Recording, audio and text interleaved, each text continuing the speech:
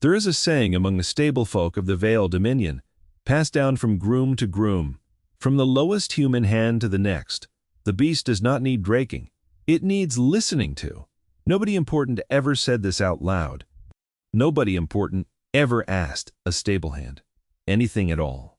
Elian Voss had been mucking out stalls in the royal menagerie of Threnhold's Spire for 6 years. And in 6 years, not one noble of the Vale Dominion had learned his name. They called him Boy, even though he'd crossed 30 winters. They called him Hand. As in, get me a hand over here, as though he were a tool that happened to walk on 2 legs. He answered to both. He answered to worse. He had learned a long time ago that the fastest way to keep a quiet life was to let people believe whatever they wanted to believe about you. And what the alien lords of Threnhold Spire believed about Elian Voss was simple. He was nothing. He shoveled waste. He carried feed. He existed in the same category as the buckets and the rope. The Vial were not cruel by nature, not exactly. They were tall, silver-skinned things, with eyes like wet stone and voices that carried a strange double resonance, as if 2 throats spoke every word half a beat apart. They had conquered the Skylands 3 generations back, folded a dozen worlds into their dominion, and humanity had been one of those worlds, absorbed rather than annihilated, which the Vale considered a mercy.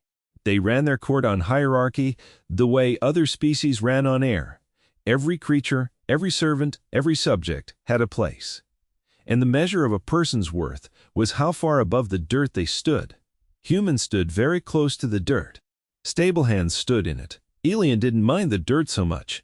He'd found over the years that the animals didn't care where he stood in anyone's hierarchy.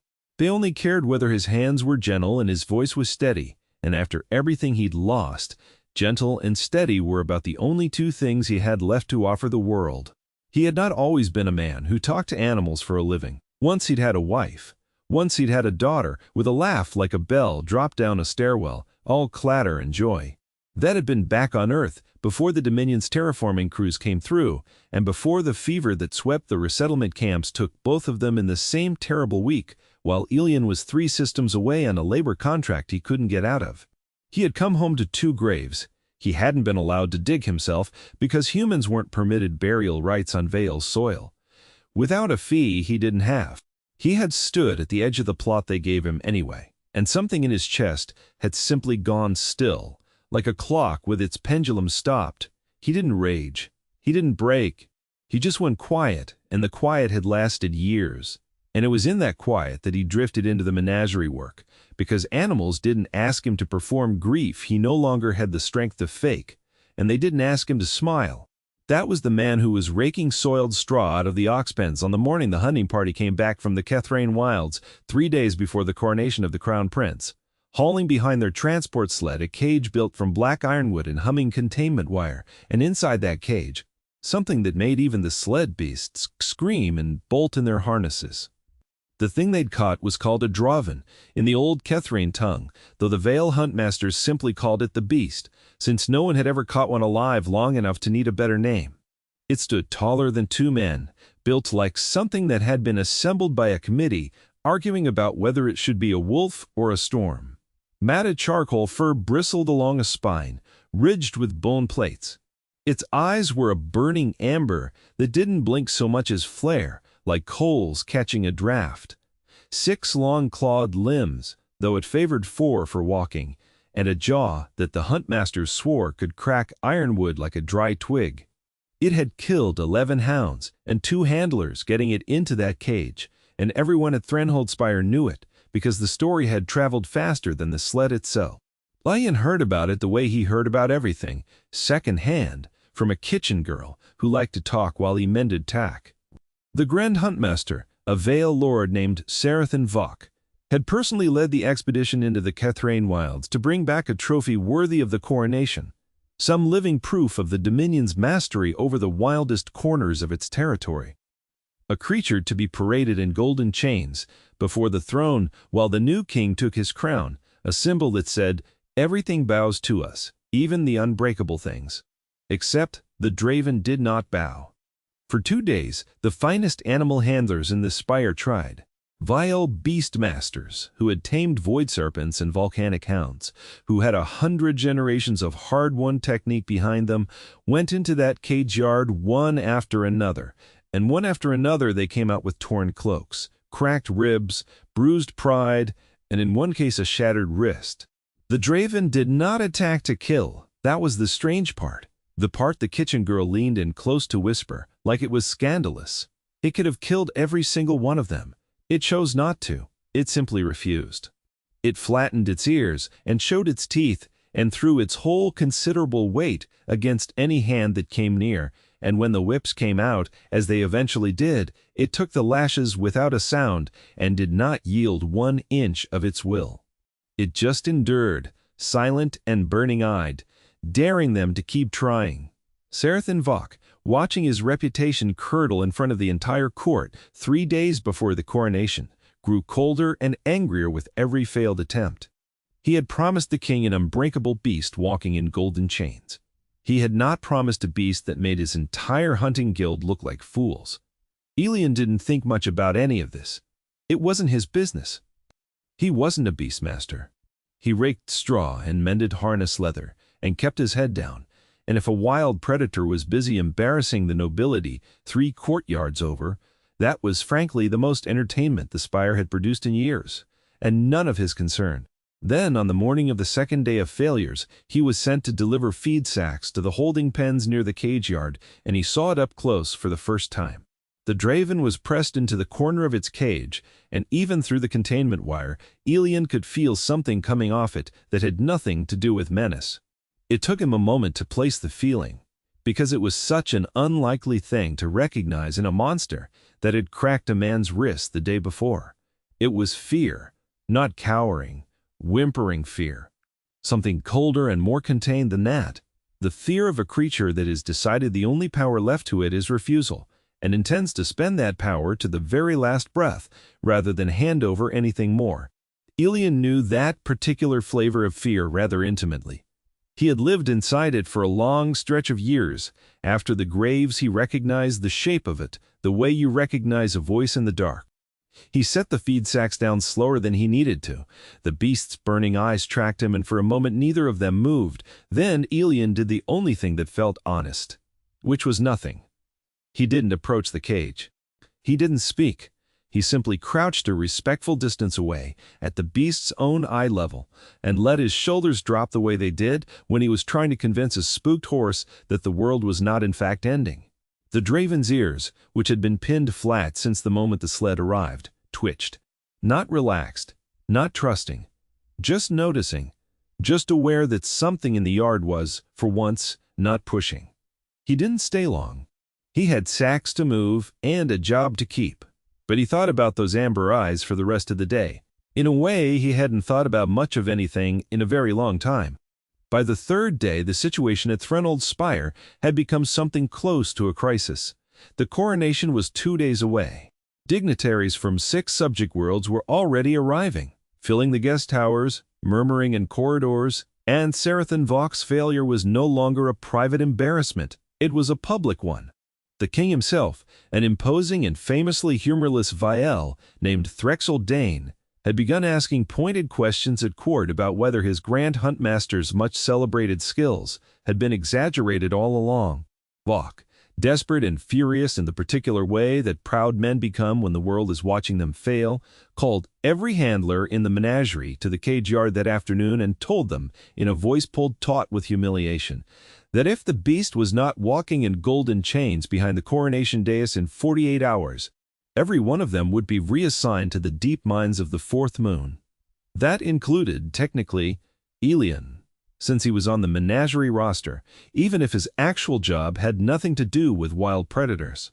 He stood at the back of the assembled handlers, half hidden behind 2 much larger veiled beastmasters, and listened to Vok's threats roll over the crowd like weather. Then, one of the senior handlers, a scarred old Vael named Oresh, who had trained void serpents for 30 years and who Elian had always found decent enough as far as nobility went, said something that changed the whole shape of the afternoon. He said, half in exhaustion and half in genuine curiosity, that he'd seen the beast calm for exactly 1 moment in 3 days, And it was when the human feed hand had crouched near its cage yesterday morning and done nothing at all. Every eye in the yard turned to Elian. He felt his stomach drop, the way it used to when a labor contract got extended without warning. He had spent 6 years perfecting the art of being unnoticed, and here it was, undone in a single sentence by an old serpent tamer, who probably hadn't meant any harm by it. Sarathan Vok crossed the yard toward him with the particular stiff-backed fury of a man who has just been told that a stablehand might succeed where he had failed. He looked Elian up and down the way a man looks at an insect that has wandered somewhere it shouldn't be. He asked what exactly the feed hand had done to the beast. Elian told the truth, because lying to a Vale lord in front of 30 witnesses seemed like a worse gamble than telling the truth. He said he hadn't done anything. He just sat down and been quiet. Vok's jaw tightened. For a long moment, Elian thought he was going to be dismissed outright, sent back to his sacks and his rakes with a boot print on his pride for his trouble. That would have suited him fine. He had no interest in becoming the center of a nobleman's desperate gamble. But desperation makes strange choices reasonable. And Vok, staring down 2 days until the coronation and no options left that hadn't already failed spectacularly, said the words that Elian would remember for the rest of his life. He said, "Fine. One night, alone with the beast. If the stablehand fails, he goes to the mines with the rest of them, and he'll have earned it for wasting everyone's time." There was no version of this offer that sounded like an opportunity. It sounded like a punishment wearing an opportunity's clothes. But something in Elian, some small ember, he'd thought had gone out years ago. In a burial plot he wasn't allowed to dig, caught and held. He said yes before he'd fully decided to. They led him to the cage yard as the sun went down behind the spire's outer towers, painting the ironwood bars a deep and bloody orange. Vok's parting words were not encouraging. He said if the beast killed him, it would at least save everyone the trouble of sending him to the mines. Then he left, taking his handlers and his lanterns with him, and the yard fell into a hush, broken only by wind and the distant clatter of coronation preparations somewhere beyond the walls. Elian sat down outside the cage, near enough to be seen, far enough to not be a threat, and did not say a word for a very long time. The Draven watched him. Amber eyes flared low in the dark, tracking every small movement. Elian didn't reach for the cage door. He didn't reach for anything. He simply existed there, in the cooling dark, breathing slow, the way he'd learned to breathe when grief had first hollowed him out and he'd needed some proof that his own lungs still worked. He thought about the 11 dead hounds and the 2 injured handlers and the wrist that got shattered, and he understood something the huntmasters hadn't bothered to understand. This creature hadn't been captured because it was weak. It had been captured because it had chosen at some critical moment in the Keithrain wilds not to kill the men trying to net it, and that restraint had cost it its freedom. Every lash it had taken since without breaking wasn't defiance, for its own sake. It was the last piece of itself it had left to protect, and it intended to protect it to the end. Elian had understood something like that once too. In the months after the graves, when well-meaning people kept trying to talk him into rage, into weeping, into performing some grief they could recognize and manage and file away, he had refused all of it, quietly, immovably, because giving them that performance would have meant giving up the one thing that was still entirely his. He began to talk, not to command, just to talk, low, the way he might talk to himself in an empty stall at midnight, which was, in fact, something he did rather often. He told the Draven about the graves. He told it about his daughter's laugh, and how he'd tried for years to remember the exact pitch of it and kept losing pieces of the memory like sand through fingers. He told it that he understood, better than any noble in the spire ever could, what it meant to have the whole world decide you were broken simply because you'd stopped performing for them. He told the beast that nobody was going to make it kneel tonight because he wasn't here to make it do anything. He wasn't performing kindness for the creature's benefit. He was simply, for the first time in years, saying the true things out loud, and it happened that there was a wild animal in the room to hear them. The Draven's flared ears settled, slowly over the course of that long recitation, from pinned-back fury to something closer to stillness. It didn't come to him. It didn't need to. Something had simply stopped being a wall between them. Somewhere near midnight, without any grand gesture, without any command, Ion opened the cage door. He didn't rush it. He left the door open and sat back down outside it, and went back to talking, quieter now, about nothing important, about the smell of hay in autumn and the way stars looked different from 3 different moons he'd lived under in his labor contract years. And sometime during that low, aimless talking he heard the scrape of claws on ironwood, and the enormous shape of the draven stepped out of the cage on its own, and settled down beside him in the dirt, close enough that its shoulder nearly touched his, close enough that he could feel the heat radiating off its matted fur. It did not attack him. It did not flee. It simply lay there, amber eyes half-lidded, breathing slow, next to the only creature in 3 days who had asked nothing of it at all. Alien sat very still, heart hammering, despite the calm on his face, and understood that something enormous had just happened in complete silence, the way the truly important things in his life always seemed to. He didn't sleep that night, not really. He kept talking, on and off. Whenever the beast's ears flicked with old tension, letting his voice be the tether instead of any rope or chain. Toward dawn, the draven rested its huge head, heavier than a grown man, across his knees, and Elian sat there under the weight of it and felt something in his chest move for the first time in years, a small mechanical click, like a stopped clock's pendulum, twitching against its own rust.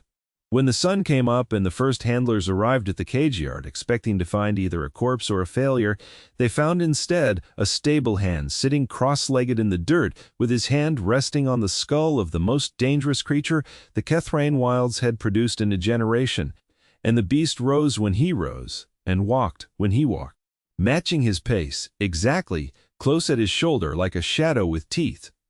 Word reached the king before it reached breakfast. Frexeldane came down to the lower courtyards himself, which was by every account Elyan later heard, a thing the king almost never did for anyone below noble rank. He arrived with a retinue of advisors, and Sarathan Vok, trailing behind him, wearing the expression of a man watching his own humiliation get worse in real time.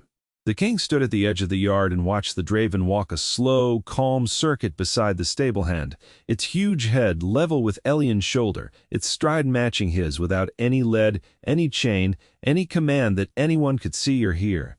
Then the king asked Vok to have the beast brought to him directly. Vok gestured for one of his handlers to take the lead. The moment the handler's hand closed near where a leash would go, the draven's whole body changed, shoulders dropping into a threat posture, a low sound rolling out of its chest that made every Vael in the yard step back on instinct. It did not attack, it simply made itself absolutely clear. It would walk beside the human, it would walk beside no one else. The king's advisors murmured among themselves, scandalized and fascinated, in equal measure.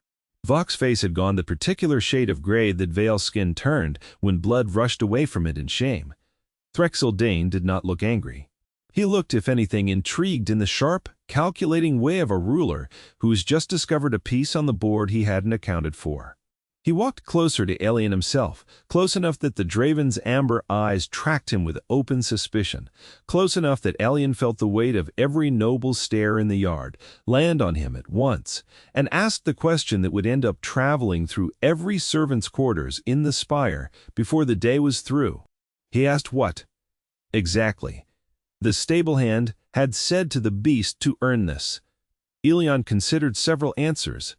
He considered telling the king nothing at all, since that was technically also true.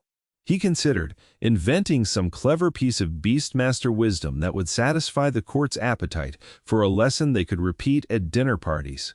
In the end, he decided that the only thing worth saying was the plain truth, delivered with the flat, tired honesty of a man who had run out of patience for performing. He said that he hadn't said anything worth repeating in front of nobles. For a moment, the yard went utterly silent, the kind of silence that could have gone either direction, into fury or into something else entirely. Sarathan Vok looked ready to have Elyan dragged off for insolence on the spot. Then the king laughed.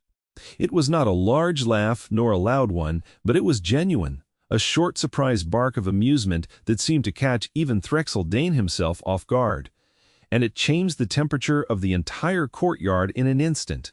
A king, laughing at a joke, meant the joke was retroactively acceptable.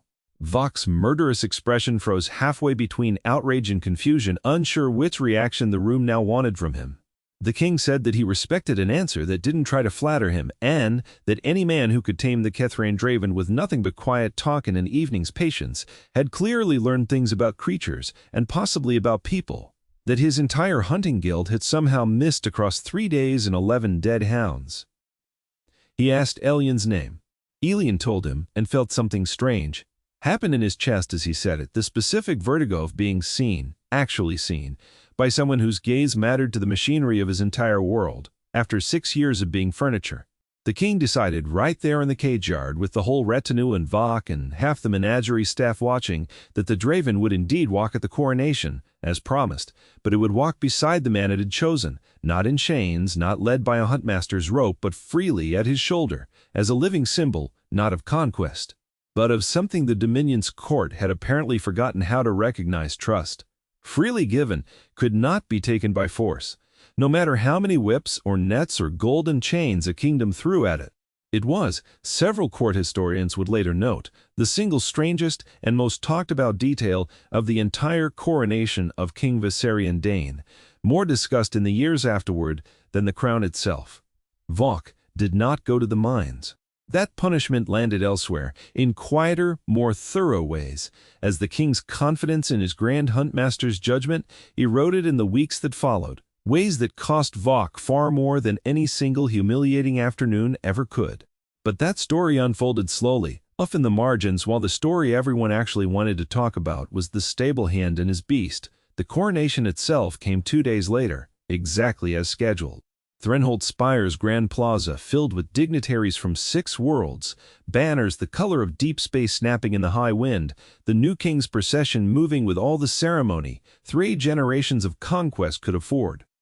And in the middle of that procession, walking not among the servants and not among the nobles, but in a space that hadn't technically existed in the Dominion's rigid hierarchy until that morning, walked Elian Voss in clothes that were still, notably, his Stablehand's clothes, because nobody had thought to offer him anything better and he hadn't asked. With the Draven pacing calm and unchained at his side, its amber eyes sweeping the crowd with the wary alertness of something that had decided for now that this one particular human was worth the trouble of trusting.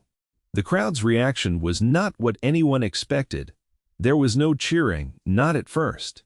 There was a kind of hush, the specific quiet that falls over a crowd when they are witnessing something they don't have language for yet. A wild, unbreakable beast walking freely beside a man in worker's clothes, obeying nothing but the quiet certainty in his posture. It did not fit anywhere in the story the Dominion told itself about strength and hierarchy and who belonged near the throne, and yet there it was, undeniable in front of 6 worlds worth of witnesses. Someone in the crowd, some minor dignitary from one of the outer provinces, began to clap, slow and uncertain at first. Others joined. By the time the procession reached the dais, the applause had turned into something closer to a roar, and Elian Voss, who had spent 6 years being furniture, stood in the middle of it with his hand resting on the skull of a beast that answered to no one else, and felt, for the first time since the graves, something that was not quite grief and not quite joy, but sat somewhere in the wide, unnamed country between them. He looked for his daughter's laugh in the sound of that crowd, the way he always did without meaning to, the old habit of grief that never quite let go. He didn't find it. Grief doesn't work that way. But he found something else instead, something he hadn't expected to find in a courtyard full of nobles who had never once bothered to learn his name. He found the small, stubborn proof that quiet things could still matter, that patience could outlast cruelty, that a man could lose everything that once made his life feel like a story worth telling, and still, years later, find himself standing at the center of one anyway, not because he fought for it, but because he simply refused to stop being decent in a world that had given him every reason to stop. In the weeks that followed the coronation, King Viserion Dane made a decision that rippled quietly through the Dominion's rigid structures for years afterward. He created a new post within the royal menagerie, one that had never existed before, one that placed a human, for the first time in the Dominion's recorded history, in direct charge of the court's most dangerous creatures, answerable to no huntmaster, reporting only to the crown itself. He gave that post to Elian Voss, the Draven, who the court eventually took to calling simply Kethra. After the wild she'd come from, never let anyone else lead her. Not once, not in all the years that followed. She slept in a yard built specifically for her, near the human quarters, rather than the noble stables, because that was where Elian slept too, and she had made her preference known in the same silent, immovable way she made everything known. Hambers came and went, nobles postured and preened. Kethra watched them all, with the same wary amber patience, and reserved her trust entirely and without exception for the one man who had once sat outside her cage and simply talked, asking nothing, demanding nothing, offering only the plain honesty of his own grief in exchange for none of hers at all. Elian never did tell anyone exactly what he'd said to her that night. Not the king, not the kitchen girl who still liked to talk while he worked, not the historians who occasionally tried to corner him at court functions he'd been unable to avoid. He always gave the same answer, delivered in the same flat, dry tone that had made a king laugh in a courtyard full of nobles. Nothing worth repeating in front of nobles. It was, in its own way, entirely true. What passed between a grieving man and a frightened, furious animal in the dark hours before dawn belonged to the two of them alone, and some things, Elian had come to understand, were not diminished by being kept private. If anything, they were only made stronger by it, the way the quietest promises are often the ones that hold longest, long after the louder, grander ones have crumbled into court gossip and forgotten decrees. The Dominion's hierarchy did not collapse because of one Stablehand and one wild beast. Empires are not undone so easily, and Elian never wanted to undo it anyway. He wasn't a revolutionary. He was just a man who had lost everything once and found, against every reasonable expectation, something small and true to hold on to again. But something did shift, in the smaller, quieter ways that actually last. Servants in the spire walked a little straighter after that coronation. Nobles who had once looked through humans the way they looked through furniture found themselves, occasionally, looking twice. And in the royal menagerie, where the beasts had once been broken by force because no one had ever bothered to imagine another way, a new sign hung over the entrance to the yards, carved by Elian's own hand in his own plain, unpolished lettering. It said simply that the beast does not need breaking, it needs listening to. Nobody important had ever said it out loud before him.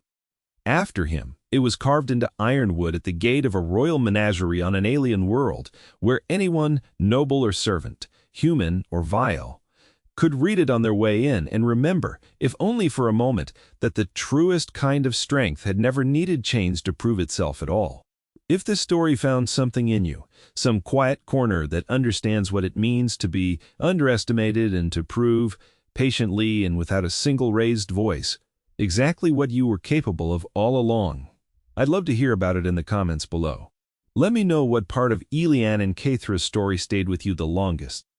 If you enjoyed this one, there are more stories like it waiting for you. Tales of quiet strength, hidden depths, and the kind of gentle, stubborn decency that changes the world without ever needing to shout about it. Give this video a like if it moved you. Share it with someone who needs a reminder that patience is its own kind of power. And subscribe with the bell on if you want more of these stories delivered straight to you. Until next time, keep your eyes on the stars. And remember, sometimes the quietest voice in the room is the one worth listening to most.